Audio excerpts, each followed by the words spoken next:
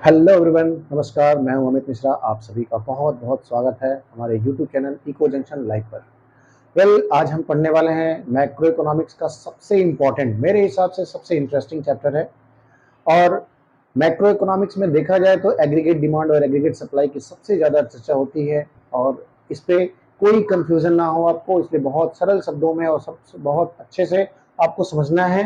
तो इस पूरे चैप्टर का मेन जो है वो आप समझ लीजिए कि जो चैप्टर का नाम है उसी में बहुत कुछ है। क्या है चैप्टर का नाम? शॉर्ट रन इक्विलिब्रियम आउटपुट, या इसको ये भी कह सकते हैं income determination and multiplier, income multiplier, right. अब ये क्या है इनको समझ लो। पहले शॉर्ट रन, सबसे पहले हम डिस्कस करेंगे व्हाट इज शॉर्ट रन। उसके बाद इक्विलिब्रियम आउटपुट क्या होता है वो डिस्कस करेंगे। और इक्विलिब्रियम आउटपुट, या हम ये भी कह सकते हैं कि इनकम आउटपुट को हम इनकम भी कहते हैं, ये कैसे डिटरमाइंड होता है, ठीक है। तो पिछले चैप्टर्स को आपने अच्छे से पढ़ा होगा, जो दो चैप्टर इससे रिलेटेड थे। ग्राफ आपको पता होगा उसका, और एडी और एएस का जो भी शेड्यूल आपने नोट किया था अभी तक आपके जो जहन में है, वही आपको यहाँ पे भी यूज करना है। यानी कहें तो शेड्यूल वही रहेगा, कुछ भी चेंज नहीं होना है। इस चैप्टर को आसानी से आप समझ सकते हैं। कैसे? चलिए, short run. What is short run? Economy में शॉर्ट रन का मतलब ये होता है कि there is no change of capital goods. Capital goods का कोई चेंज नहीं, या कैपिटल गुड्स में देखा जाए तो कैपिटल गुड्स को हम उसमें कोई इफेक्ट नहीं देखते हैं। अब कैपिटल गुड का इफेक्ट ना हो, यानी टेक्नोलॉजी का इफेक्ट ना हो, इसका मतलब ये हो कि आपको टेक्नोलॉजी को नहीं बढ़ाना है, आउटपुट बढ़ाना हो, तो आप क्या करेंगे? सिर्फ और सिर्फ लेबर यानी एम्प्लॉयमेंट को बढ़ा के आप आउटपुट बढ़ा सकते हैं। या अगर आपको लगता है कि एक्सेस स्टॉक है तो उसको कम करके, यानी एम्प्लॉयमेंट को कम करके आप अपने स्टॉक को क्लियर कर सकते हैं, राइट। तो शॉर्ट रन आता है। What do you mean by short run? तो आप कैसे डिफाइन कर सकते हैं? Short run is the period in which there is no impact of capital goods, यानी टेक्नोलॉजी का कोई इंपैक्ट नहीं पड़ता है आउटपुट पे। अब आते हैं इक्विलिब्रियम क्या होता है। इक्विलिब्रियम एक ऐसा वर्ड है जो हमने बहुत कई बार देखा है, माइक्रो इकोनॉमिक्स में भी यूज कर चुके हैं सेकेंड ईयर के स्टूडेंट्स। और इसमें मेरे ख्याल से पहली बार आ रहा है, पहली बार आप इससे रूबरू होंगे। इक्विलिब्रियम, इक्विलिब्रियम देखो कहीं भी हो, इक्विलिब्रियम एक डिजायर्ड कंडीशन होती है, डिजायर्ड सिचुएशन होती है, जो कि अगर हम कंज्यूमर इक्विलिब्रियम की बात करें, अगर माइक्रो में अगर आपको याद हो, तो हर एक कंज्यूमर चाहता है कि अपने सेटिस्फैक्शन को मैक्सिमाइज करे। हर कोई चाहता है कि नहीं, that is the desired situation. और चाहे वो किसी भी मेथड से हो। प्रोड्यूसर की इक्विलिब्रियम की बात करें तो प्रोड्यूसर भी चाहता है कि ज्यादा से ज्यादा प्रॉफिट को मैक्सिमाइज कर सके, वो भी एक इक्विलिब्रियम का कंडीशन है। ऐसे ही, राइट, ऐसे ही इकोनॉमी में जो इक्विलिब्रियम का कंडीशन आता है वो क्या होता है? बेसिकली क्या होता है कि इकोनॉमी में एग्रीगेट डिमांड और एग्रीगेट सप्लाई पढ़ चुके हैं आप। ये दोनों कंडीशन अगर बराबर होते हैं तो उसको हम बोलते हैं aggregate, sorry, that is called equilibrium level of output. अब जब इक्विलिब्रियम होता है, यानी एग्रीगेट डिमांड और एग्रीगेट सप्लाई जब एक दूसरे को इंटरसेक्ट करते हैं, या यूं कहें कि दोनों इक्वल होते हैं, बराबर होते हैं, तो हमें क्या मिलता है? इकोनॉमी को क्या मिलता है? तीन चीजें प्राप्त होती हैं। तीन चीजें हैं, या आप ऑब्लिक करके भी बता सकते हो क्या क्या है वो। अब इस पे आते हैं एग्रीगेट डिमांड और एग्रीगेट सप्लाई। एक मैं थोड़ा सा रफ में बनाता हूं इन शॉर्ट। क्या है वो? ये ऐसा रफली अगर हम डायग्राम बनाए, अभी हम इसका यूज करेंगे बाद में, आप ऐसे समझो कि ये क्या है? As, aggregate supply. और ये क्या है? Aggregate demand. हमने किसी शेड्यूल का इस्तेमाल नहीं किया, डायरेक्ट ये है एग्रीगेट डिमांड। अब ये देखिए, जहां पे ये एक दूसरे को इंटरसेक्ट करते हैं वो नीचे फॉल होता है। इस पे हम क्या करते हैं, इस एक्सिस पे क्या करते हैं? तीन चीजें हम लिख सकते हैं। क्या होता है ये? एक तो आप जानते हो आउटपुट, इसको हम क्या बोलते हैं? Output level, output level. या फिर इसको हम कह सकते हैं इनकम, इनकम भी बोल सकते हैं। नेशनल इनकम होता है वही, नेशनल इनकम या इनकम बोले।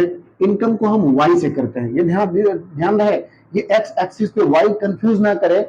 इसलिए इकोनॉमिक्स में वाई से क्या डिनोट होता है आपको पता होगा? इनकम, ठीक है। तो ये इनकम के लिए हमने वाई बना दिया। या ऑब्लिक करके एक और चीज कर सकते हैं, that is called employment level. Employment level, ये सारे लेवल होंगे, नॉट एग्जैक्ट, क्योंकि चेंज होता रहता है। तो ये इसको हम एम्प्लॉयमेंट लेवल कहते हैं। तो अब एक चीज और इस पे क्या होता है? एएस और एडी। इसके लिए एएस या ऑब्लिक एडी, ठीक। ये रफ है। अब हम अगर हम स्केल से अगर हम देखें, अगर बनाएंगे ग्राफ तो ऐसा ही आएगा, किस लेवल पे आता है। एक चीज ध्यान देना, जहां पे एडी और एएस इंटरसेक्ट करते हैं एक दूसरे को, that point is known as equilibrium point. ठीक है, इसको हम बोलते हैं equilibrium level of employment, equilibrium level of output, equilibrium level of income. यानी जहां पे ये फॉल हो रहा है इस इक्विलिब्रियम पॉइंट को, यानी यहां पे हम देखें तो एम, इसका नाम अगर हम एम रख दें और ये ओरिजिन पॉइंट को ए ओ से डिनोट करते हैं, इस लेवल को यानी यहां से ओ और एम को क्या कहेंगे, ओ एम को हम कह सकते हैं equilibrium level of output, equilibrium level of employment या इक्विलिब्रियम लेवल ऑफ इनकम, कुछ भी बोल सकते हैं। ठीक है, अब एडी और एस अप्रोच से हम देखते हैं कि ये जो इक्विलिब्रियम होता है, इसको ये इस डायग्राम का फिर से जरूरत पड़ेगा और इस पे प्लॉट करके बनाएंगे, इसलिए रफली मैंने इसको बताया था। अब आते हैं कि to get the equilibrium we should adopt two approaches. दो अप्रोचेस होते हैं इक्विलिब्रियम को जानने के लिए। क्या है? पहला अप्रोच है AD is equal to AS, इसको बोलते हैं एग्रीगेट डिमांड और aggregate supply approach. This is the first approach, right. और दूसरा अप्रोच, पहले इसमें एक चीज ध्यान दें, एडी में कौन कौन से कंपोनेंट्स होते हैं आपको पता होगा, लास्ट चैप्टर में भी पढ़े थे, सी और आई। एएस में क्या क्या होता है? C plus S, consumption plus saving. आप यहां पे ध्यान दो, एक अप्रोच तो ये हो गया aggregate demand is equal to aggregate supply, that is the first approach to get the equilibrium. And second approach, दोनों में से अगर दोनों में सी देखिए कॉमन है, राइट, दोनों में कॉमन है, अब बचता क्या है? आई, आई इज इक्वल टू एस। अगर दूसरा अप्रोच हम देखें तो आई और एस, या दूसरा अप्रोच क्या कहलाता है? Investment is equal to saving, यानी aggregate demand is equal to aggregate supply is first approach, I is equal to, I means investment is equal to saving, that is the second approach, दूसरा approach. ठीक है, अब आते हैं first approach में, AD और AS approach का हम बनाते हैं ग्राफ। कैसे बनाएंगे ग्राफ? ग्राफ देखिए सिंपल सा है, आपको यहां पे क्या करना है, सबसे पहले यहां पे जो इस पे आप क्या करेंगे, इनकम लेवल को, इनकम लेवल कहां पे है? ये जीरो, देखिए ये इनकम लेवल है। अभी शेड्यूल को आप ध्यान से देख लीजिए, एक बार मैं थोड़ा सा रिवाइज कर देता हूं, पुराना शेड्यूल है। इनकम लेवल है 0, 50, 100, 150, 200, 250, 300, और ये कंजम्पशन है, जीरो पे भी कंजम्पशन होता है, उसको क्या बोलते हैं? Autonomous consumption.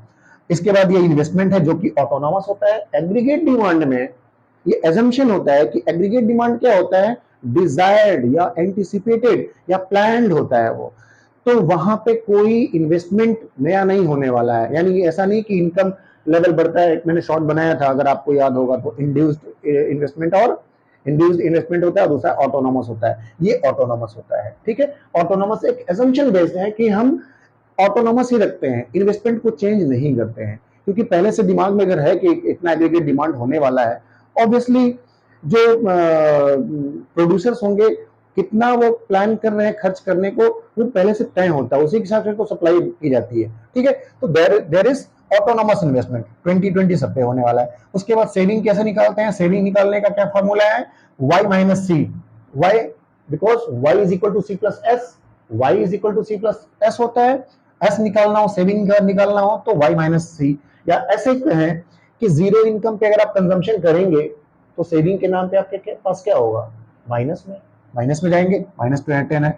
अगर जब तक इनकम जो है वो आपके कंजम्पशन से कम होगा, आप माइनस में रहेंगे, यहां तक कम है, उसके बाद फिर आप देखिए इनकम जो है वो एक बार ऐसा आता है कि बराबर हो जाता है, income level is equal to consumption. इस पॉइंट को क्या कहते हैं अगर आपको पता हो तो? ये सारे क्वेश्चंस बनते हैं इस पे, ऐसा नहीं कि एक बार आप ये पढ़ते हैं तो सिर्फ एक 5 नंबर का आप एक तैयार कर रहे हो, इससे रिलेटेड एक एक नंबर के, दो नंबर के ढेर सारे शॉर्ट्स हैं और वेरी शॉर्ट्स क्वेश्चंस भी आप तैयार करते चलो, जो कि बताया जा चुका है पहले भी। दैट इज, इसको क्या कहते हैं? That point is known as BEP, break even point. All the incomes are consumed, right? ये हो गया S का। अब आप देखिए हमें जरूरत किस चीज की है? AD और AS की जरूरत पड़ती है। और दूसरा एक ये अप्रोच है, दोनों अप्रोच को अगर हम लेके चले तो सिंपल क्या है AD और AS में? AD में C प्लस आई कर देंगे, यानी C 20 और S कितना है? सेविंग कितना ये है? C प्लस आई की बात करें तो 20 प्लस 20 40, और 40 के रेंज में बढ़ाते चले जाएंगे क्योंकि दोनों के बीच में मार्जिन जो C का ही है, बाकी ये तो कांस्टेंट है। आपको 40 बढ़ाते चले जाना है, यानी सी प्लस आई के ये है आपके टेबल, और ये है एस। एस क्या है? C plus S.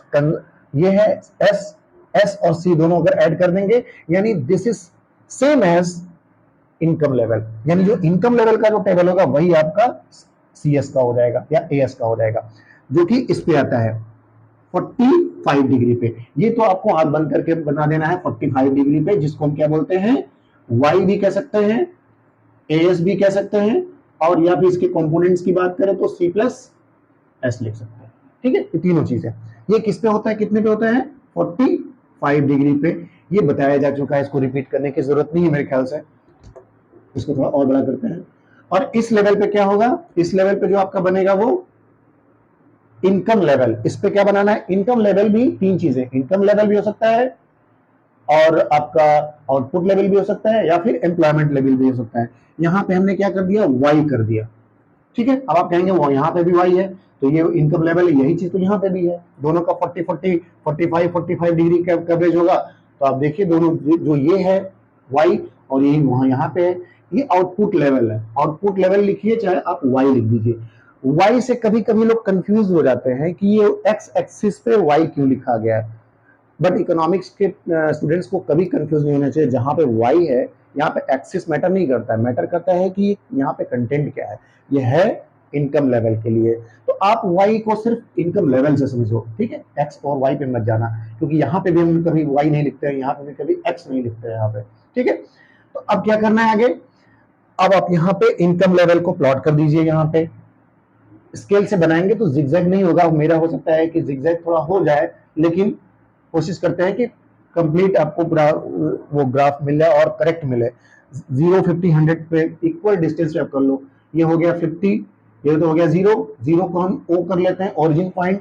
50, 100, 150, 200, 250 and last 300, 300, 250, 200, 150, 100, और यही चीज यहां पे आपको करना सेम स्केल पे। थोड़ा ये बढ़ा जाएगा आगे। ठीक है, तो यहां पे कितना करेंगे आप देख लीजिए? 50, 100, 150, 200, 250, 300।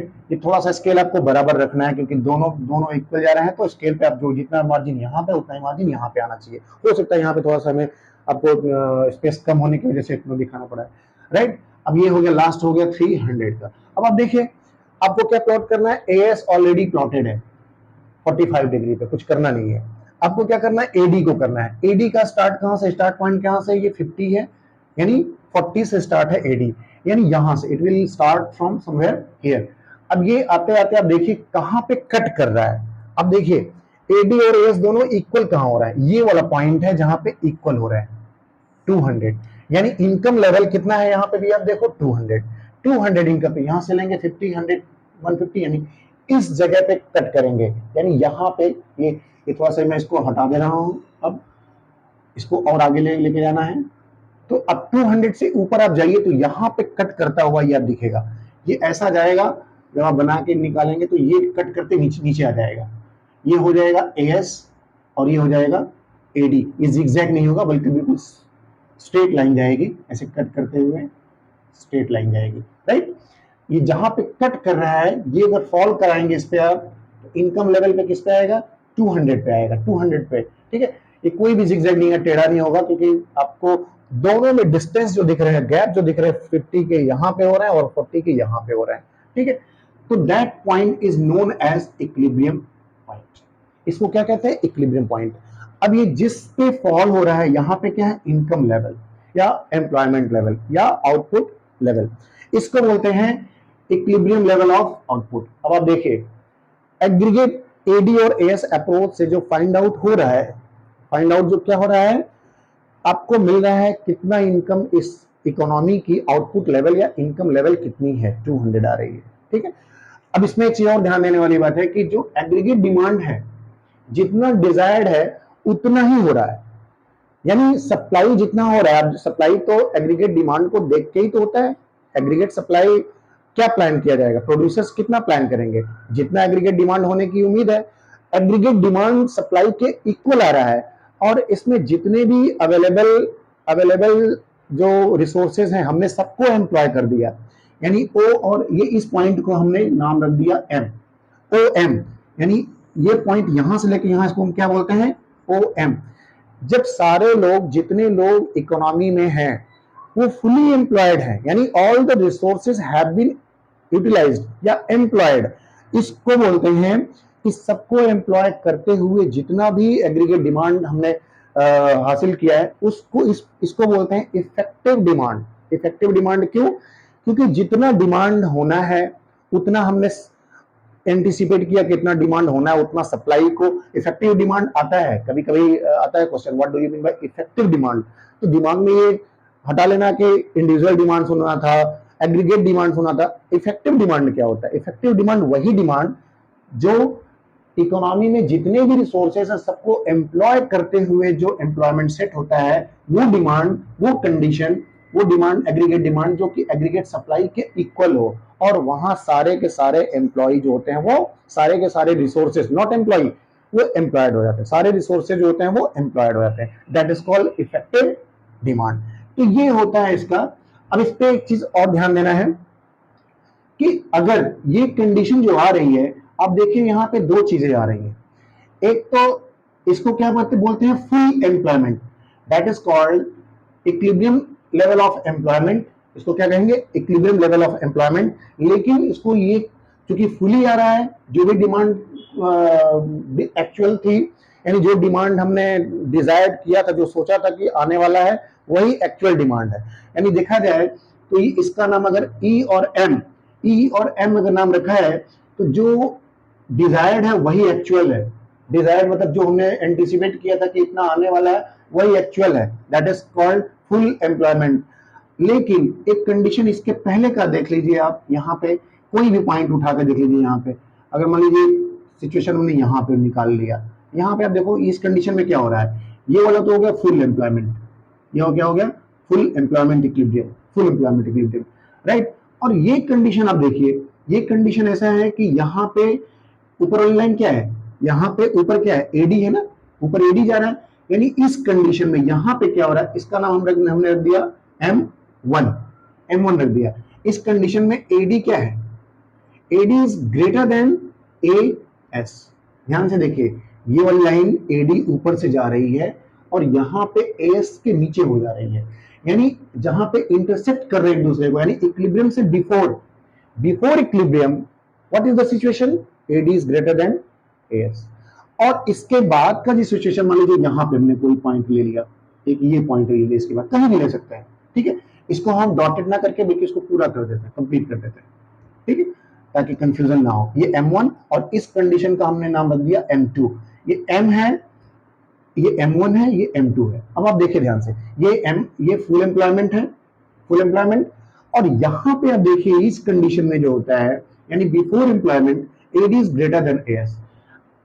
अब इसमें एक क्वेश्चन आता है, what happens if AD is greater then AS? अगर AD AS से ज्यादा होगा, इसका मतलब बताना है पहले आपको कि जब इकोनॉमी में AD ज्यादा हो, AD ज्यादा होने का क्या मतलब हुआ, AD ज्यादा होने का मतलब ये हुआ AS से ज्यादा, यानी जो प्रोड्यूसर्स हैं जितना प्लान कर रहे हैं सप्लाई करने को, उससे ज्यादा यहाँ पे एग्रीगेट डिमांड है, यानी डिमांड सप्लाई से ज्यादा है। उस केस में क्या होगा, लोग इक्विलिब्रियम, अब एक्सेस बाय डिमांड क्या है, डिमांड ज्यादा है यहाँ पे, यानी चाहे वो जितने भी बायर्स हो, चाहे वो प्रोड्यूसर हो, चाहे वो हाउस होल्ड कंजम्पशन हो, प्राइवेट कंजम्पशन हो, ये सारे के सारे जो होंगे वो ज्यादा हो रहे हैं और सप्लाई इतना नहीं हो पा रही। इस केस में क्या होगा, सप्लाई बढ़ाने के लिए, सप्लाई बढ़ाने के लिए क्या करना पड़ेगा, जितने भी प्रोड्यूसर्स हैं उसको और बढ़ाएंगे। और ये कंडीशन देखो क्या है, ये कंडीशन अंडर एम्प्लॉयमेंट में आ जाएगा। अंडर एम्प्लॉयमेंट में हम इतना कर सकते हैं, हम फुल एम्प्लॉयमेंट में आए तो हमारे पास इतने रिसोर्सेज हैं कि हम OM तक जा सकते हैं, बट यहीं पे इक्विलिब्रियम आ जाएगा, यहीं पे इक्विलिब्रियम सेट हो जाएगा, यहाँ पे कट करेगा ना सप्लाई वाले लाइन को, ठीक है। तो इस कंडीशन में आप देखिए, सॉरी कट में यहाँ पे आप देखिए सप्लाई वाला लाइन ये है और एग्रीगेट डिमांड यहाँ पे आ रहा है ये वाला। इस केस में क्या होगा, ये जो गैप दिख रहा है आपको, ये गैप कहता है कि डिमांड एक्सेस हो जा रहा है, डिमांड इतनी ज्यादा है, उसको क्लियर करने के लिए सप्लायर जो होंगे यानी प्रोड्यूसर्स होंगे सप्लाई को बढ़ाएंगे। सप्लाई कैसे बढ़ेगी शॉर्ट रन में, only because of the increasing employment level को इंक्रीज करेंगे तो सप्लाई और बढ़ जाएगी। तो तीन चीजें आपको यहाँ पे लिखना है। एक तो इसका मतलब क्या है, what does it reveal, AD अगर एस से ज्यादा है तो इसका मतलब क्या है, आप सीधा बताएंगे कि buyers sorry the demand of all the things will be high, yani buyers will plan to buyers are actually planning to buy more than suppliers are planning to supply जितना हो रही है उससे ज्यादा वो प्लान कर रहे हैं, बाय डिमांड हो रही है। तो उस केस में क्या होगा, सप्लाई बढ़ाएंगे, सप्लायर्स होंगे वो सप्लाई को बढ़ाएंगे so that the equilibrium can be stuck. ये कंडीशन यहां पे है। एक कंडीशन यहां पे क्या होता है, इस कंडीशन में क्या होगा, एडी के रेफरेंस पर हमने यहाँ पे दिया है, तो यहाँ पे एडी क्या होगा, यहाँ पे आप देखिए एडी नीचे है, एस ऊपर है, यानी यहाँ पे एडी ऊपर था, एस नीचे है। अब यहाँ AD is less than S. अगर एडी लेस देन एस है, अब आप इस कंडीशन में आप देखिए क्या होगा, फुल एम्प्लॉयमेंट का सिचुएशन यहाँ पे है, फुल एम्प्लॉयमेंट ये है, लेकिन यहाँ पे आप देखिए एडी जो है वो कम है। एडी जब कम होगा, अगर एग्रीगेट डिमांड कम होने का मतलब क्या हो, इसका मतलब क्या होता है, एग्रीगेट डिमांड अगर कम है इसका मतलब ये है कि सप्लायर्स जो है वो जितना सोचे थे कि सप्लाई होना है उतना सप्लाई सॉरी जितना डिमांड होने वाला है उतना हम सप्लाई करके देखते हैं, उतना हम प्रोड्यूस करने की प्लान करते हैं, बट एक्चुअली क्या होता है कि buyers are not planning to buy, यानी एग्रीगेट डिमांड जो है वो कम होता है। उस केस में क्या होगा, उसका रिपरकशन क्या होगा कि एक्सेस स्टॉक बढ़ जाएंगे, जो एक्सेस स्टॉक है वो ज्यादा अनसोल्ड स्टॉक पड़े रहेंगे। अब उस स्टॉक को, अब इसका रेमेडी क्या होगा उसका रेमेडी कि टू क्लियर द स्टॉक, यहाँ पे स्टॉक ज्यादा हो जाएंगे। कोरोना वाला सिचुएशन याद रखिए, कोरोना के सिचुएशन में क्या था भाई, एक्सेस स्टॉक था, सोचे थे कि ज्यादा जितना सोचा गया था उससे ज्यादा सप्लाई ज्यादा हो गई, स्टॉक पड़े रह गए, लेकिन डिमांड कम हो गया, लोगों ने डिमांड किया नहीं। जब डिमांड करेंगे नहीं तो क्या होगा, इन्वेंट्री आपकी पड़ी रह जाएंगी, एक्सेस हो जाएंगी। अब उन इन्वेंट्रीज को क्लियर करने के लिए, स्टॉक को क्लियर करने के लिए, उसको निकालने के लिए क्या करेंगे, एम्प्लॉयमेंट लेवल को कम करेंगे, यानी इस जो OM2 एम्प्लॉयमेंट लेवल है उसको डाउन करके, कम करके OM तक लेके आएंगे, so that again the equilibrium will be stuck. उसको अब इसको क्या करेंगे, इट विल ब्रिंग बैक, अभी इसको कम करके किया जाएगा। और एक ही रेमेडी है, क्या है वो, शॉर्ट रन में एम्प्लॉयमेंट को क्या करेंगे, हम रिट्रेंच आउट करेंगे, यानी जितना लोगों को हमने एम्प्लॉयमेंट दिया था, जितना रिसोर्सेज हमने लगाया था, उनको हम क्या करेंगे, फिर हटाएंगे। तो ये कंडीशन आ जाएगी, तब तक करेंगे जब तक ये एडी और एएस फिर से बराबर ना आ जाए। तो ये है एडी और एएस के अप्रोच से। अब खाली एक चीज इसमें क्या करना है, एक मिनट रन,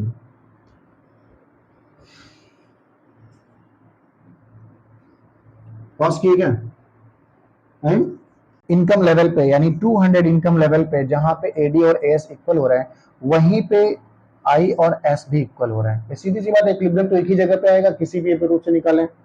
इसी पे आप देखिए, investment is 20 and saving is 20। अब आपको ग्राफ पे जो बनाना है वो दो ही चीज बनानी है, क्या है, एक इन्वेस्टमेंट और दूसरा सेविंग। इन्वेस्टमेंट आप देखिए, ये 10 है, ये 20 है। 20 आपको किसी भी इनकम लेवल पे जो है वो ऑटोनॉमस इन्वेस्टमेंट मिल रहा है, इन्वेस्टमेंट तो आपको अलग अलग करना नहीं है। इन्वेस्टमेंट का जो होगा वो ग्राफ कैसा होगा, वो कर्व ऐसा होगा, स्ट्रेट लाइन, ठीक है, पैरेलल टू वाई एक्सिस, यानी parallel to income level. Y axis मैंने बोला है, सॉरी, क्योंकि वाई एक्सिस नहीं, एक्स एक्सिस है, एक्सिस की जरूरत भी नहीं है यहाँ पे, इनकम आउटपुट लेवल के बराबर जाएगा, इक्वल जाएगा, यानी सॉरी पैरेलल चला जाएगा। तो ये है इनकम का। अब सेविंग पे आते हैं। सेविंग आप देखिए, मिनिमम सेविंग से स्टार्ट होती है। ये जो जोन होता है वो ये, यानी जीरो इनकम से नीचे, जो जीरो सेविंग से जो ये है सेविंग, ये पूरा जो लाइन है वो क्या है, किस चीज का है, सेविंग का है।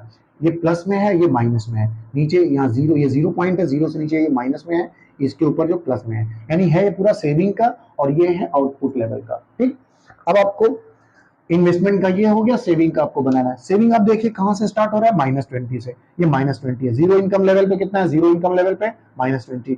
50 पे कितना है आप देखिए, -10, यानी it will be somewhere here, ये 10 है, ये -10 है, ये -20। ऐसे करके आप प्लॉट करेंगे तो zero income, sorry 100 income level पे कितना है, जीरो सेविंग, यानी यहाँ पे नो प्रॉफिट नो लॉस, जिसको कहते हैं ब्रेक इवन पॉइंट, ये ब्रेक इवन पॉइंट है। इसमें आप देखिए दो चीजें मिलेंगी, यहाँ पे दो जगह पे कट कर रहा है, इसको आप क्या कहेंगे, जीरो सेविंग कहाँ होती है, जहां सारे इनकम जो होते हैं वो कंज्यूम हो जाते हैं, वो जीरो इनकम लेवल है, ये ब्रेक इवन पॉइंट है।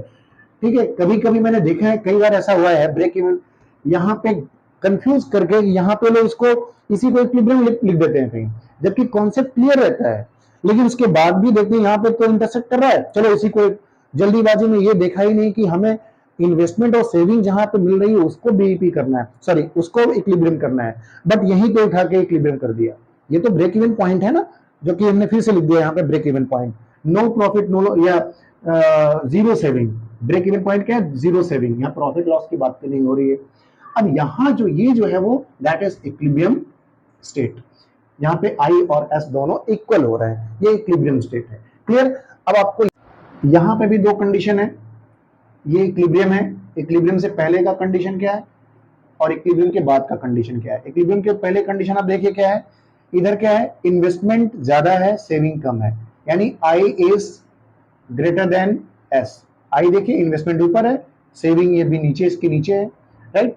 यहाँ पे हमने लिख भी दिया I is greater then S, इस कंडीशन, इसके पहले यानी इक्विलिब्रियम से ठीक पहले। और दूसरा कंडीशन क्या है यहाँ पे, I is less than S. यहाँ पे आप देखिए आई ऊपर है, आई जितना है इससे ज्यादा सेविंग है, सेविंग ज्यादा है। ठीक है, अब दोनों कंडीशन पे कैसे करेक्ट करेंगे आप देख लीजिए, आराम से इसको समझ लीजिए, बहुत सिंपल है।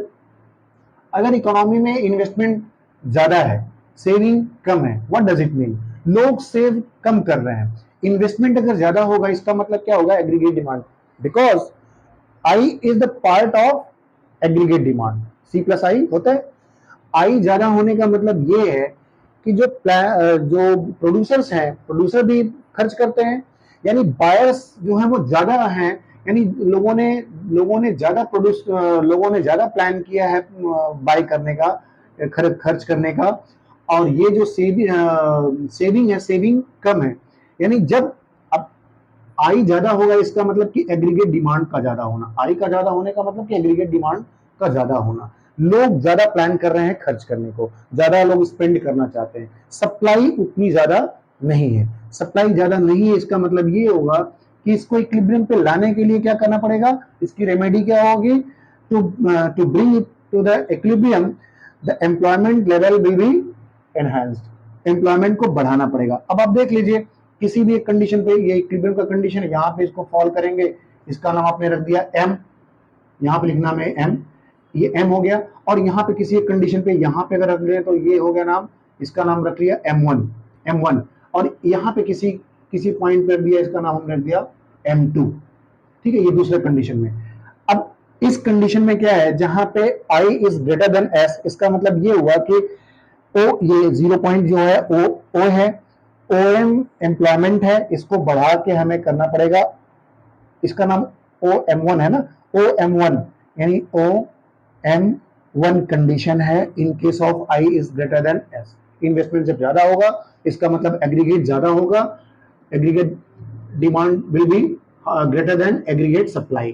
ठीक, एग्रीगेट डिमांड जब ज्यादा होगा, सप्लायर्स ने जो प्लान किया था वो कम रहेगा, इसका मतलब कि अंडर एम्प्लॉयमेंट आ रहा है, यानी इसको जो जितने भी रिसोर्सेज हैं हमारे पास अवेलेबल उनको हम एम्प्लॉय कर देंगे, यानी एम्प्लॉयमेंट लेवल को बढ़ा देंगे कहां तक बढ़ाएंगे, OM1 से बढ़ के हम चले जाएंगे OM1 से बढ़ के हम चले जाएंगे OM तक चले जाएंगे। ठीक है, तो ये यहां से लेके हम इसको बढ़ा के यहां तक लेके चले जाएंगे, यानी ये देखा जाए तो इतना बढ़ाना पड़ेगा, तो so that the equilibrium will be stuck. ये कंडीशन है I is greater than S। अब दूसरा कंडीशन क्या आता है, दूसरा सिचुएशन आता है I is less then S। What happens, अगर I सेविंग, इन्वेस्टमेंट जो है वो सेविंग से अगर कम होता है, इसका मतलब ये होगा कि इस कंडीशन में जब आई कम हो रहा है, इसका मतलब लोग जो है वो डिमांडिंग नहीं है, एग्रीगेट डिमांड कम है, एग्रीगेट सप्लाई ज्यादा है, एग्रीगेट सप्लाई ज्यादा हो रही है ना, एग्रीगेट डिमांड, अगर I is the part of aggregate demand, again जैसे मैंने इसमें बताया था वैसे ही। अब इस केस में एडी जो होगा वो हो जाएगा लेस देन एस हो जाएगा। इसका मतलब कि लोगों ने जो जैसा सोचा गया था, फुल एम्प्लॉयमेंट के कंडीशन में क्या होता है कि जो डिजायर्ड एग्रीगेट डिमांड जो जितना सोचा गया था उससे कम हो गया, उससे एग्रीगेट डिमांड जो है वो कम हो गया। कम होने का मतलब कि अनसोल्ड स्टॉक रह जाएंगे, स्टॉक ज्यादा हो जाएगा। जस्ट लाइक कोरोना सिचुएशन, फिर से वही एग्जांपल, कोविड वाले कंडीशन में आप चले जाइए, आपको समझ में आ जाएगा कि स्टॉक जो थे वो अनसोल्ड थे। अब उनको क्लियर करने के लिए क्या करेंगे हम, अब नई प्रोडक्शन नहीं करेंगे, यानी जितना हमने यहां से लेके OM2, इसका नाम M2 है, OM2 जो था, ये एम्प्लॉयमेंट इतना था, इसको घटा के फिर से लाएंगे OM तक, यानी OM2 था, इसको घटा के हम लाएंगे OM तक लेके आएंगे, to bring back to the OM, right, to get the equilibrium। तो ये कंडीशन है, ये सिचुएशन है जो है I is greater than S का, ये है situation I is less than S का। जब आपसे पूछा जाए क्वेश्चन कि with the help of this approach, तो आपको पूरा ये बताना पड़ेगा क्या होता है, या ऐसे इसमें ढेर सारे क्वेश्चंस आते हैं, क्वेश्चन की सीरीज में मैं कराऊंगा, आप उसको अच्छे से कर लेना। बहरहाल इससे रिलेटेड जितने भी छोटे बड़े क्वेश्चन बन सकते हैं, बड़ा क्वेश्चन तो यही बनेगा, what do you mean by short term equilibrium output, या what do you mean by income multiplier. तो आपको यही बताना पड़ेगा, there are two approaches, AD and AS, और दूसरा अप्रोच क्या होता है I और S का। AD और AS के लिए आपको ये बनाना पड़ेगा पूरा शेड्यूल, और उसको प्लॉट करके बताना पड़ेगा, समझाना पड़ेगा क्या होगा जब AD ज्यादा होगा AS से, तो या क्या होगा AD कम होता है AS से तो। और ऐसे ही इस कंडीशन में I और S के कंडीशन में, अप्रोच में, I अगर ज्यादा है सेविंग से, I अगर कम है सेविंग से, तो क्या होगा, कैसे इसको इक्विलिब्रियम पे लाने के लिए क्या रेमेडी है, या एडजस्टमेंट जिसको कहते हैं, जो आम भाषा में उसको एडजस्टमेंट कहते हैं, कैसे उसका एडजस्टमेंट किया जाता है। So that is about this. आगे आप देखिए, now equilibrium level of employment, जहां पे AD और AS इक्वल होते हैं, यानी इक्विलिब्रियम लेवल जो होता है इकोनॉमी में, वो क्या क्या सेट करता है, क्या क्या देता है। एक तो आउटपुट, जिसको बोलते हैं इक्विलिब्रियम लेवल ऑफ आउटपुट। दूसरा क्या होता है, उसको हम इनकम भी बोलते हैं, राइट, इनकम भी बोल सकते हैं। और एक और चीज वो इससे मिलता है क्या, वो होता है equilibrium level of employment. Employment भी कितना है, जहां AD और AS इक्वल होते हैं, यानी उसको हम क्या बोलते हैं, that is called equilibrium level of employment. ठीक है, AD और AS जहां मिलते हैं, ग्राफिकली अगर देखा जाए उसको तो कैसे करते हैं, AS का ये लाइन होता है और AD का ऐसा, जहां पे ये इंटरसेक्ट कर रहे हैं एक दूसरे को, जहां पे ये इधर जहां पे फॉल हो रहा है, हमने यहाँ पे क्या क्या लिखा था, एम्प्लॉयमेंट, एक बार इसको ऊपर करो। Now let us understand what is equilibrium level of employment. जहां AD और AS इक्वल होते हैं, उस पे तीन चीजें हमें मिलती हैं, क्या क्या मिलते हैं उसको हम, यानी उस पॉइंट को क्या बोलते हैं, जैसे ये AD और AS, ये AS हो गया, और ये रहा AD का, ये है इक्विलिब्रियम पॉइंट। इक्विलिब्रियम पॉइंट को नीचे अगर हम फॉल करेंगे, तो ये वाला जो एक्सिस है वो तीन चीजों के लिए जाना जाता है, यानी इसको हम क्या बोल सकते हैं, आउटपुट लेवल। आउटपुट लेवल जो लास्ट हमने पढ़ा था अभी, आउटपुट लेवल, या इसको क्या कह सकते हैं, इनकम लेवल, इनकम लेवल। और एक और चीज यहां पर मिलता है क्या, इसको हम बोलते हैं एम्प्लॉयमेंट लेवल, एम्प्लॉयमेंट लेवल, यानी इनमें से कुछ भी हम लिख सकते हैं यहाँ पे। इस एक्सिस पे क्या है, या तो आउटपुट कहें, या इनकम कहें, या फिर एम्प्लॉयमेंट। आपको पता होगा कि जैसे जैसे हमें कम करना होता है, AD और AS को एडजस्ट करना होता है, तो सिर्फ और सिर्फ एक ही चीज है, वो एम्प्लॉयमेंट है। एम्प्लॉयमेंट को बढ़ा के करते हैं या एम्प्लॉयमेंट को कम करते हैं, इक्विलिब्रियम में। लेकिन जहां पे ये एक दूसरे को इंटरसेक्ट करते हैं, वो इक्विलिब्रियम पॉइंट है, and that point is known as equilibrium level of employment.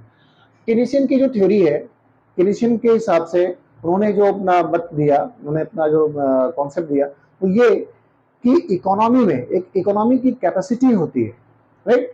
जरूरी नहीं है कि AD एग्रीगेट डिमांड और एग्रीगेट सप्लाई लाने के लिए, यानी इक्विलिब्रियम लाने के लिए, इक्विलिब्रियम पाने के लिए जरूरी नहीं कि फुलर एम्प्लॉयमेंट किया जाए, यानी जितने भी आपके पास रिसोर्सेज अवेलेबल हैं उनको सबको एम्प्लॉय कर दिया जाए, ऐसा नहीं है। जबकि इसके पहले सेज लॉ क्या कहता था, सेज लॉ क्या कहता था कि supply creates its own demand, यानी supply more and more and it will create the demand. Supply करो यानी प्रोडक्शन करो जितना हो सके, जो भी आपके पास रिसोर्सेज है इकोनॉमी में सबको लगा दो, यानी फुल एम्प्लॉयमेंट कॉन्सेप्ट था। ठीक है, जो ग्रेट डिप्रेशन जो मैंने लास्ट में चर्चा किया था कि ग्रेट डिप्रेशन इसी वजह से आया था कि इकोनॉमी में जितने भी आपके पास रिसोर्सेज है सबको फुली एम्प्लॉय कर दो। तो इन्होंने ये कहा कि there are three states, three situations are there, यानी तीन सिचुएशंस आ सकते हैं इक्विलिब्रियम के। कौन कौन से? ये जो सिचुएशन आप देख रहे हैं, इसको मैं ग्राफ बड़ा कर देता हूं अच्छे से समझने के लिए। ये सिर्फ ये बताने के लिए कि यहाँ पे आउटपुट भी लिख सकते हैं, इनकम भी लिख सकते हैं और एम्प्लॉयमेंट भी लिख सकते हैं। ग्राफ थोड़ा बड़ा करके समझते हैं इसको। अब इस ग्राफ में आप देखो, यहाँ पे इस पे सिर्फ हमें, क्योंकि क्वेश्चन क्या पूछा गया, माइंड इट, क्वेश्चन ये आता है कि what do you mean bye equilibrium level of output, employment. Output नहीं पूछा जाएगा, एम्प्लॉयमेंट से रिलेटेड कुछ भी पूछा जाएगा तो you need not to draw the schedule. आपको शेड्यूल बनाने की कोई जरूरत नहीं है, सीधा आपको सिर्फ ग्राफ बनाना है और ग्राफिकली आपको समझाना है कि ये फुलर एम्प्लॉयमेंट है या इसके तीन टाइप्स हैं। कौन कौन से? ये फुल एम्प्लॉयमेंट का है। फुल एम्प्लॉयमेंट का मतलब ये होता है कि एग्रीगेट डिमांड और एग्रीगेट सप्लाई जहां पे एक दूसरे को इंटरसेक्ट करते हैं, या ये कहें कि एग्रीगेट डिमांड जो होता है वो एग्रीगेट सप्लाई के इक्वल होता है। जहां पे एग्रीगेट डिमांड जो होता है एग्रीगेट सप्लाई के इक्वल हो जाए, उस पॉइंट को हम क्या कहते हैं? इक्विलिब्रियम। और वो जो एम्प्लॉयमेंट आता है इकोनॉमी में, उसको बोलते हैं equilibrium level of employment. But in the economy whatever the resources we have to be employed, fully employed, यानी वो सारे के सारे क्या होते हैं? fully employed होते हैं। यानी फुल एम्प्लॉयमेंट कॉन्सेप्ट ये है। फुल एम्प्लॉयमेंट कॉन्सेप्ट इसे कहते हैं जहां पे एग्रीगेट डिमांड और एग्रीगेट सप्लाई इक्वल हो और इकोनॉमी में जितने लोग काम करना चाहते हैं एग्जिस्टिंग वेज रेट पे, तो सारे लोगों को एम्प्लॉयमेंट मिलती है। ठीक है, तो that is called full employment equilibrium. इसको, ये फर्स्ट टाइप है full employment equilibrium. Full employment equilibrium. ठीक है, अब इसमें एक और चीज देखिए आप, ये ओएम जो है, ओएम यानी यहाँ पे फुल एम्प्लॉयमेंट इक्विलिब्रियम है। देखा जाए तो ये जो एग्रीगेट डिमांड है, एक्चुअल जो एग्रीगेट डिमांड जो है वो प्रिडिक्टेड एग्रीगेट डिमांड के बराबर है, डिजायर्ड एग्रीगेट डिमांड के बराबर होता है। यानी वो एक्स पोस्ट और एक्स आंटे जो मैंने बताया था शॉर्ट में, कि जो प्रिडिक्टेड है, जो डिजायर्ड एग्रीगेट डिमांड है, वो और एक्चुअल एग्रीगेट डिमांड दोनों बराबर है। इस कंडीशन में इस चीज को आप जरूर लिखना, क्योंकि बुक से आपको अच्छे से समझ में नहीं आएगा। मैं आपको बताऊं, यहाँ पे आपको सिर्फ ये जरूर देना है कि एक्चुअल एग्रीगेट डिमांड ये रहा, और एक्चुअल एग्रीगेट डिमांड और predicted aggregate demand, actual AD and predicted या डिजायर्ड एडी दोनों बराबर होंगे। ठीक है, इस केस में क्या होगा कि ई एम क्या कहता है? That is the employment level of equilibrium. ये जो एम्प्लॉयमेंट लेवल ऑफ इक्विलिब्रियम जो है, फुल एम्प्लॉयमेंट इक्विलिब्रियम, किस लिए है? जबकि एडी जो डिजायर्ड है वो और एक्चुअल एडी दोनों बराबर होंगे। इस कंडीशन में जो होता है वो उसको बोलते हैं full employment equilibrium, right? Full employment.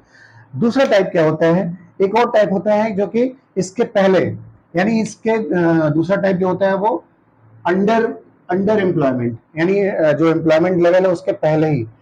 इस पर ज्यादा जोर दिया था किन्स ने, प्रोफेसर किन्स ने ये कहा था कि इकोनॉमी में किसी भी इकोनॉमी में एक कैपेसिटी होती है, जरूरी नहीं कि फुल एम्प्लॉयमेंट पे लाके ही इक्विलिब्रियम सेट किया जाए। यानी जितना एग्रीगेट और डिमांड एग्रीगेट सप्लाई जहाँ पे मैच करते हैं, जरूरी नहीं है कि इकोनॉमी में जितने भी रिसोर्सेज हैं सबको फुली एम्प्लॉय किया जाए। यानी अंडर एम्प्लॉयमेंट भी इक्विलिब्रियम सेट किया जा सकता है। कैसे, वो समझते हैं।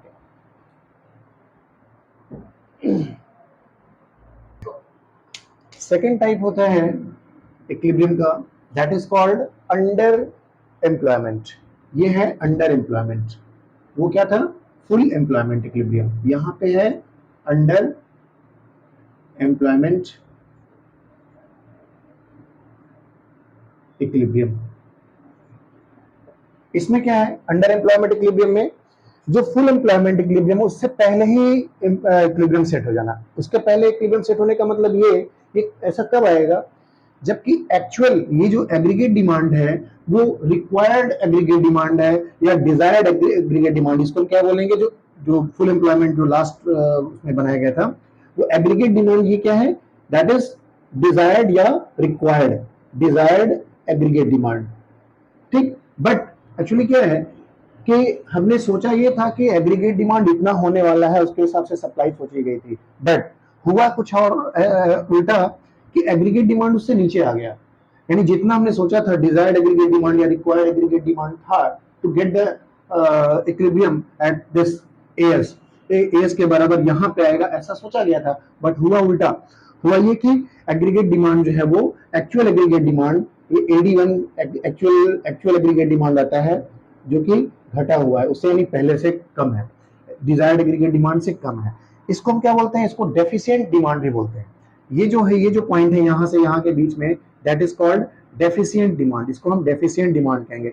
इसके इनके और इसके दोनों के बीच में किसी भी गैप को ले लें अगर यहाँ से यहाँ तक, तो that is called deficient demand, deficient demand. यानी डिमांड जो है वो एक्चुअल डिमांड जो है वो कम हो जाता है डिजायर डिमांड से, ठीक है।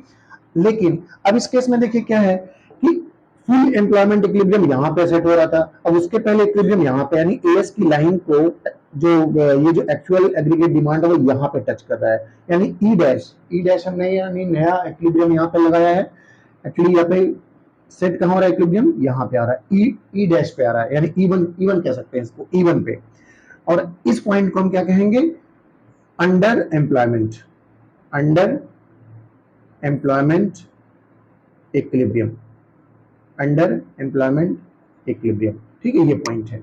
अब एक चीज और इसमें ध्यान देना है कि जो रिसोर्सेज हैं, यानी एम्प्लॉयमेंट की बात करें, क्योंकि हम पढ़ तो यही रहे एम्प्लॉयमेंट यहाँ पे कैसे, यानी ओएम जो है that is full employment equilibrium, but इसके पहले इक्विलिब्रियम मिल रहा है, यानी यहाँ पे इसको फॉलो करेंगे नीचे एम्प्लॉयमेंट पे, ये एम्प्लॉयमेंट लेवल है, क्योंकि यहाँ पे हमने क्या रखा है, सिर्फ एम्प्लॉयमेंट को रखा, आउटपुट रखने की जरूरत ही नहीं है, ना इनकम को रखने की जरूरत है, क्योंकि हम पढ़ रहे हैं, हमारा कंसर्न क्या है, एम्प्लॉयमेंट है। तो यहाँ पे हम क्या करेंगे, एम्प्लॉयमेंट लेवल कर देंगे इस एक्सिस पे, एम्प्लॉयमेंट लेवल। थोड़ा राइटिंग को अवॉइड कीजिएगा क्योंकि मैं जल्दी इसको कर रहा हूँ, मेन जो इंपॉर्टेंट है वो ये आपके लिए ग्राफ है, ठीक है। तो अब यहाँ पे ओएम जो है वो फुल एम्प्लॉयमेंट इक्विलिब्रियम है। फुल एम्प्लॉयमेंट इस केस में क्या हो रहा था, हमने क्या सोचा था वो ये कि फुल एम्प्लॉयमेंट में ऐसा होगा जितने भी रिसोर्सेज होंगे, जो लास्ट वाला टाइप था फुल एम्प्लॉयमेंट इक्विलिब्रियम में, लेकिन हो क्या रहा है, हमारा जो इक्विलिब्रियम है वो अंडर एम्प्लॉयमेंट पे ही सेट हो जा रहा है, यानी जितना भी हमने सोचा था उससे कम, डिमांड कम हो गई तो हमें क्या करना पड़ेगा, यहीं पे इक्विलिब्रियम मिल रहा है। इस केस में रिसोर्सेज जो अपने पास अवेलेबल हैं उनको हमने क्या किया कि उनको अवॉइड किया, यानी जितना रिक्वायर्ड है उतना ही रिसोर्सेज तो लगाएंगे ना। अब देखिए अपने इकोनॉमी में, अपने देश में जो भी रिसोर्सेज है, क्या हम सबको एम्प्लॉय कर देते हैं, नहीं करते हैं, क्योंकि जितनी जो डिमांड होती है, जो डिमांड को फुलफिल करने के लिए जो सप्लाई हमें देना पड़ता है वो हम अंडर एम्प्लॉयमेंट पे ही इक्विलिब्रियम ला देते हैं, ठीक है। तो आप कहते हैं ना कि बहुत से लोगों को एम्प्लॉयमेंट नहीं मिला, जरूरत ही नहीं है, जरूरत ही नहीं, फुली एम्प्लॉय करने की जरूरत ही नहीं है, तभी सारी चीजें सही चल रही हैं, इकोनॉमी में ठीक चल रही है।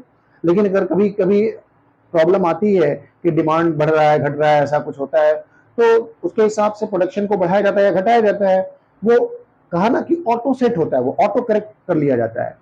हाँ, बहुत दिन के लिए ना हो तो, और हम पढ़ क्या रहे हैं, शॉर्ट रन इक्विलिब्रियम पढ़ रहे हैं, तो शॉर्ट रन में क्या होता है कि जो इक्विलिब्रियम का डिसबैलेंस होता है वो ऑटो करेक्ट हो जाता है, ठीक। तो इस चीज को ध्यान में रखेंगे कि जो भी रिसोर्सेज होते हैं अवेलेबल, हमने फुली एम्प्लॉय नहीं किया है, इसको हम क्या कहेंगे, ये जो ओएम है, ओएम को हम क्या बोलेंगे, under employment equilibrium, under employment है। और दूसरी चीज ये है कि जो रिसोर्सेज हैं वो under under employment of resources है, इस पॉइंट को हम बोलेंगे, OM1 को क्या बोलेंगे, अंडर एम्प्लॉयमेंट ऑफ रिसोर्सेज। और ये क्या है, ओएम जो है वो फुल एम्प्लॉयमेंट ऑफ रिसोर्सेज है, और ये OM1 जो है वो अंडर एम्प्लॉयमेंट, यहाँ पे नोट कर लीजिएगा, ये अंडर एम्प्लॉयमेंट ऑफ रिसोर्सेज है और ये full employment of resources. Short में मैं लिख दे रहा हूं ताकि आपको याद रहे, मैं बोल रहा हूं उसको आप सुन लेंगे। फुल एम्प्लॉयमेंट ऑफ रिसोर्सेज है और ये है अंडर एम्प्लॉयमेंट ऑफ रिसोर्सेज। ठीक है, इस चीज को ध्यान देना है। यानी इसमें मेन मेन चीजें क्या है, एक बार फिर से, डिजायर्ड यानी रिक्वायर्ड, ये है एग्रीगेट डिमांड जो कि फुल एम्प्लॉयमेंट पे सेट करना है।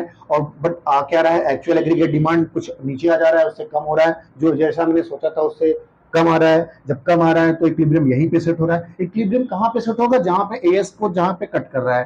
ठीक है, तो इसको बोलेंगे अंडर एम्प्लॉयमेंट इक्विलिब्रियम, क्योंकि एम्प्लॉयमेंट पे फॉल यहाँ पे हो रहा है। तो जितने भी रिसोर्सेज अवेलेबल है सबको हमने नहीं लगाया, यानी फुल एम्प्लॉयमेंट की जरूरत ही नहीं पड़ी, अंडर एम्प्लॉयमेंट ही इक्विलिब्रियम मिल जाता है और चीजें बिल्कुल सही चलने लगती हैं। तो that is second point, second type of employment. और थर्ड टाइप होता है ओवरफुल एम्प्लॉयमेंट। ओवरफुल एम्प्लॉयमेंट को भी समझ लेते हैं कि क्या होता है ओवरफुल एम्प्लॉयमेंट। इसमें आप ओवरफुल एम्प्लॉयमेंट को ऐसे समझ लीजिए सीधा कि एग्रीगेट डिमांड उस केस में क्या होगा, आप समझते जाओ। एग्रीगेट डिमांड जो होगा यानी रिक्वायर्ड एग्रीगेट डिमांड तो वही रहेगा, बट जो एक्चुअल एग्रीगेट डिमांड हो जाता है वो क्या होता है, बढ़ जाता है। यानी इसको हम ऐसे बनाएंगे, यस सिंपली यहाँ पे कोई शेड्यूल की रिक्वायरमेंट है ही नहीं, 45 डिग्री पे आपको एएस कर देना है। और एग्रीगेट डिमांड वैसे ही, ये तो कॉमन है, आप देखते बार बार ये वाला ग्राफ रिपीट होता है, ये एडी हो गया है। ठीक है, अब एक चीज ध्यान देना, ये कौन सा एडी है, ये जो रिक्वायर्ड है, रिक्वायर्ड एडी है या डिजायर्ड एडी है। ठीक है, रिक्वायर्ड एडी एग्रीगेट डिमांड। अब क्या करना है, दूसरी चीज, ओवरफुल एम्प्लॉयमेंट का क्या मतलब होता है, इससे ज्यादा, यानी एग्रीगेट डिमांड जो होता है, जो रिक्वायर्ड हमने सोचा तो ये यहाँ पे होगा, ये यहाँ पे फॉल होगा एम्प्लॉयमेंट, सेम वही ग्राफ, लेकिन इसमें जो डिमांड आता है, एक्चुअल एग्रीगेट डिमांड होता है, वो बढ़ा हुआ आता है, बढ़ जाता है। ठीक है, वो बढ़ जाता है। अब ये बढ़ जाता है तो कहां पे इंटरसेक्ट करता है, यहां पे, it cuts to S somewhere here. अब ये यहां पे कट करता है तो इसको, इस पॉइंट को हम क्या बोलेंगे, ओवरफुल एम्प्लॉयमेंट। इसका नाम हम रख देते हैं एम्प्लॉयमेंट पे M2, क्योंकि M1 वहां पे रख दिया था तो यहाँ पे M2 कर देते हैं। अब आप देखो, जो इक्विलिब्रियम यहां पे मिल सकता था या मिल रहा था फुल एम्प्लॉयमेंट, इसको क्या कहेंगे, full employment equilibrium, full employment equilibrium, full employment equilibrium. लेकिन वो इक्विलिब्रियम, इसको मैं हटा दे रहा हूं, मैंने बोल दिया, उस पर आप ध्यान दीजिएगा। इसको बोलते हैं फुल एम्प्लॉयमेंट इक्विलिब्रियम क्योंकि स्पेस कम है।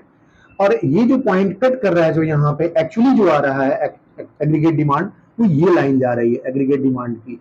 ठीक है, तो यहाँ पे इसका नाम रख देते हैं एडी डैश, या AD2 कर देते हैं, वहां पे AD1 था तो इसको AD2 कर लेते हैं। ठीक है, ये हो जाता है एक्चुअल AD कुछ और आता है।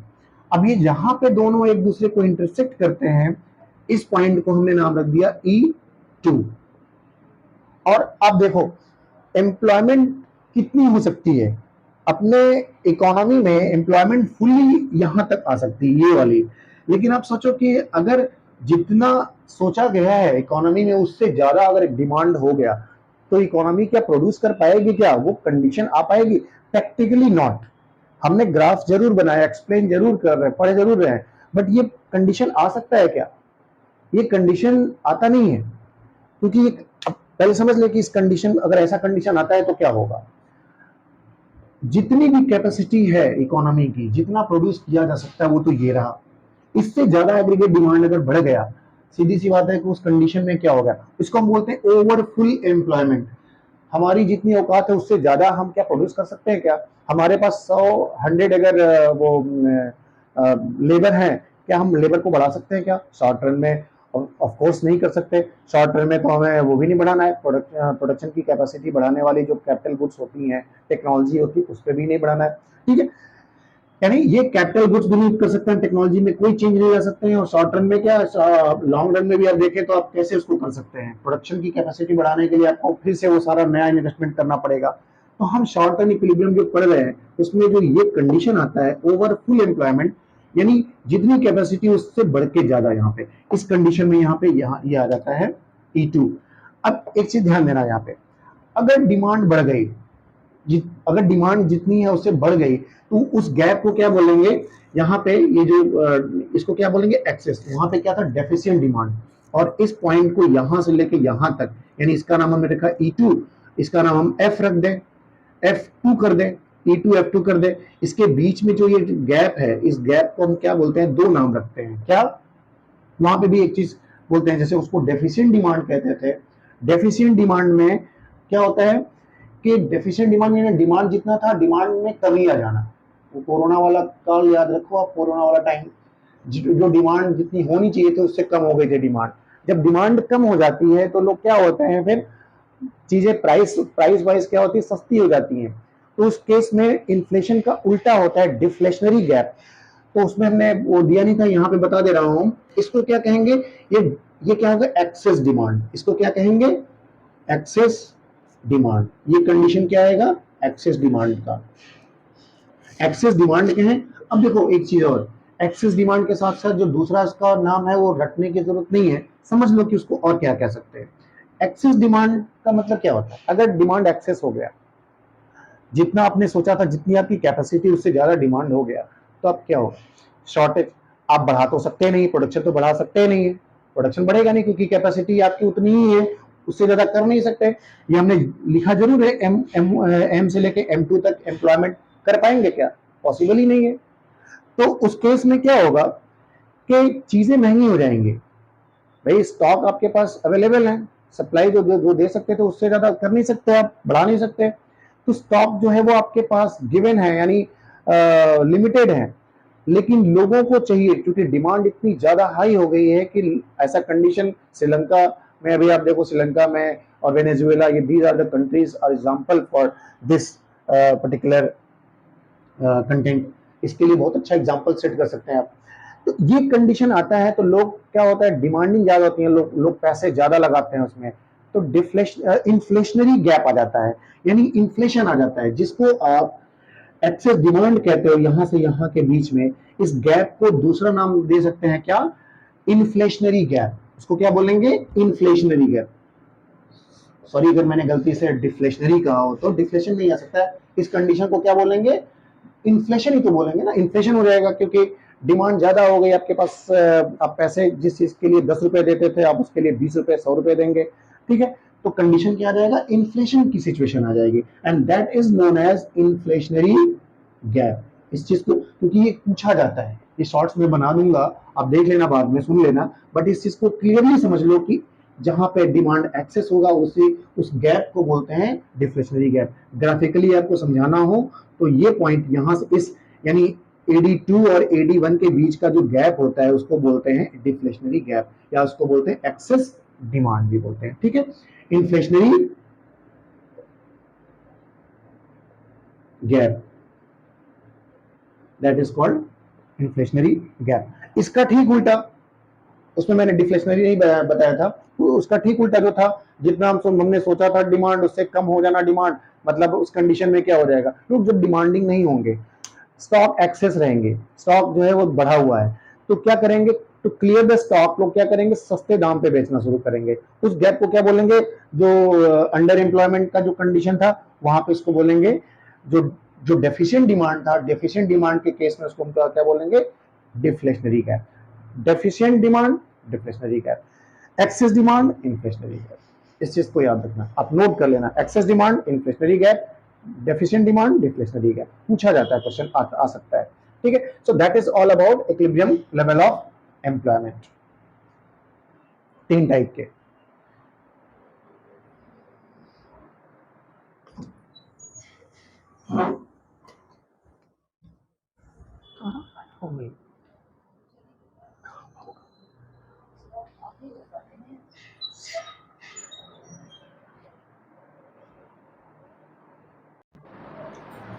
Now let us start investment multiplier.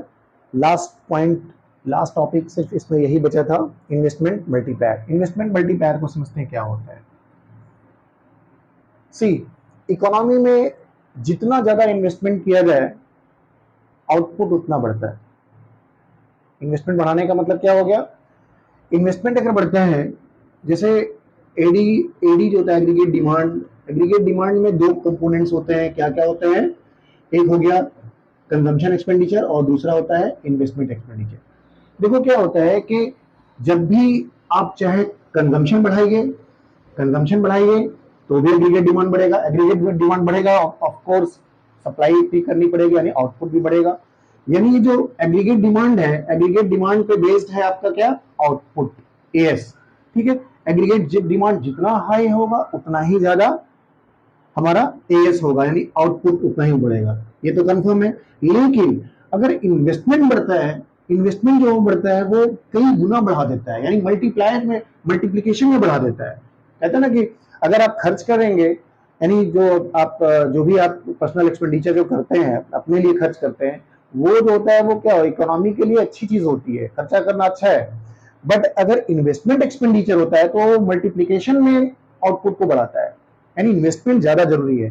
तो उसी रेशियो को बोलते हैं मल्टीप्लायर, इन्वेस्टमेंट मल्टीप्लायर। और इन्वेस्टमेंट मल्टीप्लायर का फॉर्मूला है, investment multiplier is denoted by K is multiplier, K is equal to delta Y upon delta C. Delta Y क्या है? डेल्टा वाई इनकम लेवल है, चेंज डेल्टा क्या है दोनों का? डेल्टा मतलब होता है चेंज, कितना अंतर, यानी अगर चेंज कितना आ रहा है इकोनॉमी में, यानी अगर मान लीजिए यहाँ पे आप टू चेंज ला रहे हो इन्वेस्टमेंट में, तो हो सकता है कि जो डेल्टा डेल्टा वाई है वो हो जाता है 10। ठीक है, अगर देखा जाए तो 10/2 इज इक्वल टू 5, यानी 2 रुपए अगर आप इकोनॉमी में इन्वेस्टमेंट करते हो तो 5 गुना, इस हिसाब से 5 गुना, यानी अगर 10 बढ़ जाता है आपका इनकम लेवल, आउटपुट जो होता है वो 10 हो जाता है, तो इसका मतलब ये हो गया है कि हर 2 रुपए पे आपको 10 रुपए का इनकम जनरेट होता है। ठीक है, इनकम जनरेट होता है यानी इन्वेस्टमेंट ज्यादा जरूरी है, and that is denoted by K is equal to delta. अब इसको डिफाइन कैसे करेंगे? डिफाइन क्या करेंगे? इन्वेस्टमेंट मल्टीप्लायर क्या होता है? इन्वेस्टमेंट मल्टीप्लायर जो होता है वो यानी वो नंबर होता है by which number of times the income output, income बोलो चाहे आउटपुट बोलो, इनकम और output is maximised number of times and because of the change in investment. Investment में चेंज की वजह से कितने गुना आपका इनकम जनरेट होता है, बढ़ जाता है, उसको बोलते हैं income multiplier. Income multiplier is equal to, या दूसरा डेफिनेशन आप ये भी दे सकते हैं, income multiplier is equal to ratio of change in income level and change in investment, right. और जो इनकम का यानी इन्वेस्टमेंट मल्टीप्लायर का यानी के का एक रिलेशन होता है एमपीसी के साथ। इस फॉर्मूले को आप याद रखना, marginal propensity to consume. Marginal propensity to consume के साथ जो इसका रिलेशन होता है वो इस फॉर्मूले से आप समझ कर सकते हैं, K is equal to 1/1 minus M P C. 1 minus MPC को एक चीज और कह सकते हैं, ये फॉर्मूला हो गया। इस फॉर्मूले को आप नोट, उसमें जितने भी इन चैप्टर्स से रिलेटेड जो फॉर्मूले हैं उनको आप नोट करते जाओ, क्योंकि लास्ट में हम ये करने के बाद एग्जाम के ठीक पहले क्वेश्चन सीरीज करवाएंगे, चाहे वो इससे रिलेटेड जितने भी टेक्निकल क्वेश्चन आते हैं वो, और जितने न्यूमेरिकल्स आते हैं सब के सब करवाएंगे, कुछ भी छूटेगा नहीं। अगर आई एम श्योर कि अगर सारे जितने भी न्यूमेरिकल क्वेश्चन मैं करवा रहा हूँ उसको आप कर लेंगे तो कोई ऐसा नहीं क्वेश्चन होगा जो बाहर से आएगा, आपने वैसा किया नहीं होगा, ऐसा कहीं से नहीं होने वाला है। ठीक है, तो उसके लिए क्या करना चाहिए आपको? न्यूमेरिकल आप करने से नहीं होगा, न्यूमेरिकल की प्रैक्टिस जरूर की जाती है। कॉन्सेप्ट क्लियर रखोगे न्यूमेरिकल कर लोगे, कॉन्सेप्ट क्लियर होगा अपने आप ये फॉर्मूला आपके दिमाग में दौड़ जाएगा। हाँ, प्रैक्टिस करेंगे तो फॉर्मूला जो होगा वो आपके प्रैक्टिस में रहेगा, कैसे न्यूमेरिकल लगाएंगे। ठीक है, तो ये फॉर्मूला आप ऐड कर लेना। क्या है एमपीसी के साथ के का मल्टीप्लायर का, इन्वेस्टमेंट मल्टीप्लायर का relation, K is equal to 1/1 minus MPC. अगर मार्जिनल प्रोपेंसिटी टू कंज्यूम दिया है तो आप मल्टीप्लायर निकाल सकते हो, राइट। कैसे? सपोज अगर मान लीजिए एमपीसी दिया है 0.8 एमपीसी है, 0.8 एमपीसी है, तो आप कैसे निकाल सकते हो? मल्टीप्लायर कितना हो जाएगा उस केस में, इकोनॉमी में कितने गुना इनकम जनरेट हो जाएगा? आप देखिए, K is equal to 1/1 minus 0.8, 1/1 minus 0.8 करेंगे तो कितना हो जाएगा? 1/0.2, 0.2, 1 माइनस 0.8 करेंगे तो 0.2 आएगा। तो कितना आ जाएगा बताइए आप? इससे डिवाइड करेंगे तो 5 आएगा। यानी अगर ये वाला फॉर्मूला हमने दिया तो इसी पे आ गया। यानी अगर एमपीसी 0.8 होगा। 1 रुपए में 80 पैसे खर्च करने की टेंडेंसी हमारी है। 1 रुपए में 80 पैसे खर्च करने की टेंडेंसी है, तो क्या होगा, इकोनॉमी में 5 गुना जो है वो आपका 5 गुना मल्टीप्लीकेशन में इन्वेस्टमेंट सॉरी इनकम बढ़ेगा। अब आप देखिए, अगर इसको 0.9 कर दें एमपीसी को, एक रिलेशन आपको समझ में आ जाएगा कि क्या होता है, खर्चों को बढ़ाया जाए तो क्या होगा। ये खर्चा ही तो है। एमपीसी क्या होता है, 0.8, 1 रुपए में 80 पैसा आप खर्च कर रहे हो, यही तो एमपीसी है, marginal propensity to consume, tendency to consume from 1 rupee, how much पैसे you are going to consume. Right, अगर एमपीसी को ले लेते हैं 0.9, ये आपका न्यूमेरिकल एग्जांपल भी है, एग्जांपल भी मैं दे रहा हूं। अब ये चैप्टर वाइंड अप होने जा रहा है, खत्म होने जा रहा है, अभी ये भी देख लो। एमपीसी को अगर 0.9 कर दिया, उस केस में क्या होगा, k is equal to 1/1 minus 0.1, यही होगा ना, 0.9 करेंगे ना अभी यहाँ पे 0.9, यानी क्या हो जाएगा 1/0.1। इस केस में देखिए आप क्या होता है 10। अब देखिए, जितना ज्यादा खर्चा आप बढ़ाएंगे, इस खर्चे में दोनों चीजें आ जाती हैं भाई, एग्रीगेट डिमांड से तो कंजम्पशन एक्सपेंडिचर ही तो है, यानी कंजम्पशन एक्सपेंडिचर जितना आप करेंगे, जितना आप खर्च करेंगे, उतना ही पॉसिबल ये है कि मल्टीप्लायर जो होता है, इनकम मल्टीप्लायर, वो बढ़ता जाएगा। यानी ये कहा जाता है कि इकोनॉमी में ज्यादा से ज्यादा खर्च करें। ये पैराडॉक्स में मैंने बताया था, जो माइक्रो मैक्रो पैराडॉक्स होता है वो ये होता है कि इंडिविजुअली किसी से कहा जाए कि भाई आपको इनकम अपनी बढ़ानी हो, पर्सनली इनकम बढ़ानी हो, तो क्या करेंगे, आप सेविंग करो। सेविंग सारे लोग करेंगे तो क्या हो जाएगा, सेविंग सारे लोग करेंगे तो इकोनॉमी की इनकम डाउन हो जाएगी, घट जाएगी, वो यही है। यानी सेविंग ना करके सारे लोग क्या करें, खर्च करें। जितना खर्च करेंगे आप, भाई मार्केट में रौनक तभी आती है ना जब सारे लोग जाके पैसे ले और खर्च करें, जितना खर्च करेंगे उतना ही है। यानी एमपीसी जितना बढ़ाएंगे आप, उतना ही इकोनॉमी में आउटपुट बढ़ेगा। ठीक है, so that is all about this chapter. इसमें सारी चीजें थी, short term equilibrium output chapter का नाम था। इसमें क्या क्या डिटरमाइंड होता है, मल्टीप्लायर लास्ट में जो अभी हमने पढ़ा है, determination of what, determination of output, employment या इनकम का। एम्प्लॉयमेंट एक अलग पार्ट था, उसको मैंने बताया 3 टाइप के एम्प्लॉयमेंट होते हैं, कौन कौन से, full employment, under employment, over full employment, तीनों थे, ग्राफ के साथ साथ किया था। और what is determination of employment, यानी एम्प्लॉयमेंट का डिटर्मिनेशन वो कैसे होता है, आउटपुट का डिटर्मिनेशन जो होता है that is called equilibrium. Equilibrium जो होता है वो शॉर्ट रन में आउटपुट इक्विलिब्रियम कहलाता है, इक्विलिब्रियम आउटपुट कहते हैं उसको। ठीक है, so thank you so much.